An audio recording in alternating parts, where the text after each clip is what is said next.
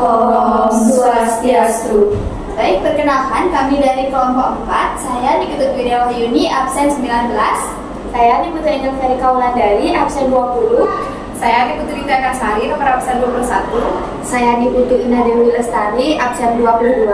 Saya Nimade Ayu Regina Cayanti, absen 23.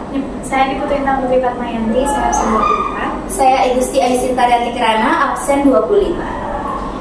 Dari di sini kami akan memaparkan materi tentang bidang anatomi tubuh yang dibagi dengan garis imajiner, yaitu garis yang membagi anatomi tubuh untuk menggambarkan lokasi struktur dan arah gerakan.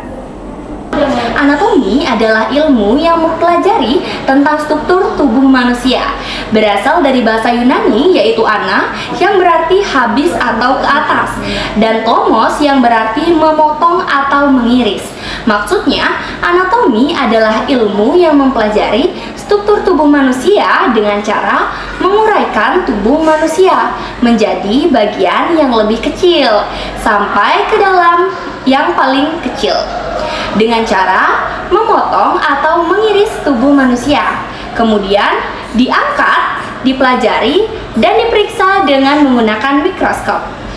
Pada kesempatan kali ini, kami akan menunjukkan posisi anatomi. Yang pertama yaitu badan berdiri tegak. Yang kedua yaitu pandangan lurus ke depan. Nah, selanjutnya yaitu tangan dan jari-jari tangan menghadap lurus ke depan. Dan yang terakhir yaitu kaki dan jari-jari kaki menghadap lurus ke depan. Nah, bidang anatomi ini sebenarnya dibagi menjadi 4 bidang dan 3 sumbu atau aksis. Nah, bidang pertama itu adalah bidang median. Bidang median ini adalah bidang khayal yang secara simetris membagi bidang ini antara destra dan sinistra atau kanan dan kiri. Kemudian ada letak anatomi tubuh. Nah, itu ada medial, itu merupakan contohnya jari manis merupakan medial dari jempol. Kemudian ada lateral, itu telinga, contohnya menjauhi bidang tubuh. Kemudian ada proksimal, itu siku yang merupakan proksimal dari pergelangan tangan. Dan kemudian ada distal, itu merupakan menjauh dari bidang. Contohnya pergelangan tangan yang menjauh dari siku. Baik, bidang selanjutnya adalah bidang sagital. Jadi bidang sagital adalah bidang vertikal yang melewati tubuh secara longitudinal.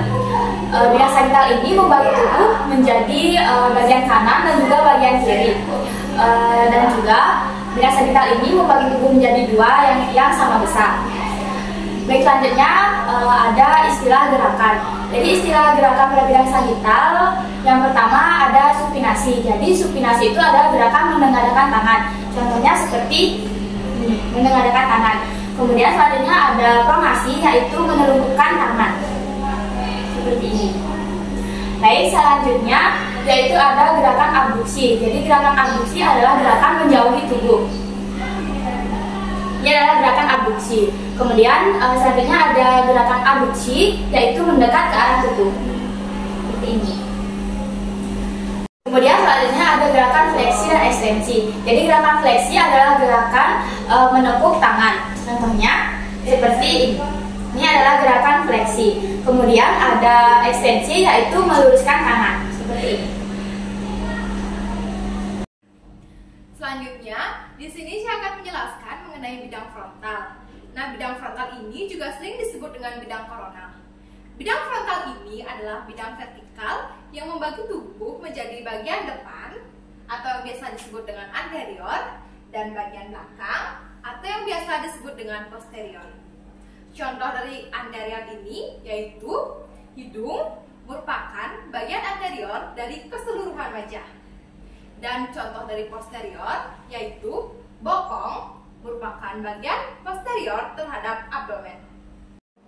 Selanjutnya yaitu bidang horizontal atau transverse plane, yaitu membagi tubuh secara melintang atau membagi tubuh berdasarkan bidang superior dan inferior. Contoh dari superior yaitu mulut terletak superior terhadap dagu, lalu contoh dari inferior yaitu pusar terletak inferior terhadap payudara. Terdapat 3 aksis tiga sumbu dalam anatomi manusia. Yang pertama ada aksis longitudinal. Aksis longitudinal merupakan panjang tubuh manusia yang sesuai dengan tulang panjang yang bergerak pada sendi tersebut dan terletak pada tulang punggung manusia. Nah, sebagai contoh yaitu seorang penari balet yang menggerakkan tubuhnya dan menggerakkan tangan yang memutari atau mempengaruhi sudut rotasi dengan sumbu longitudinal. Selanjutnya yaitu sumbu transversal. Sumbu transversal adalah pembagian anatomi tubuh menjadi dua, yakni bagian atas atau superior dan bagian bawah atau inferior, yang dimana pembagiannya berdasarkan massa tubuh, dan massa tubuh bagian superior dan inferior haruslah sama.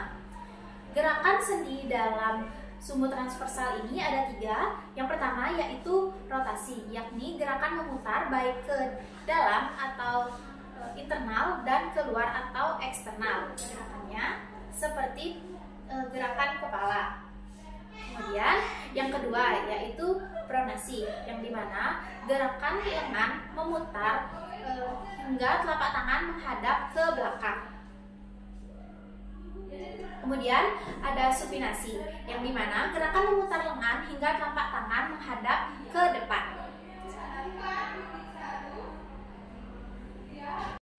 Kali ini saya akan menjelaskan sumbu atau aksis sagital atau disebut juga sumbu anteroposterior. Sumbu ini adalah garis yang membentang dari depan ke belakang melalui bagian tengah tubuh. Nah, sumbu sagital ini adalah perpotongan dari bidang sagital dan bidang transversal. Sumbu sagital memiliki beberapa karakteristik, yaitu membagi bagian tubuh menjadi kanan dan kiri atau destra dan sinistra, lalu tegak lurus terhadap bidang koronal.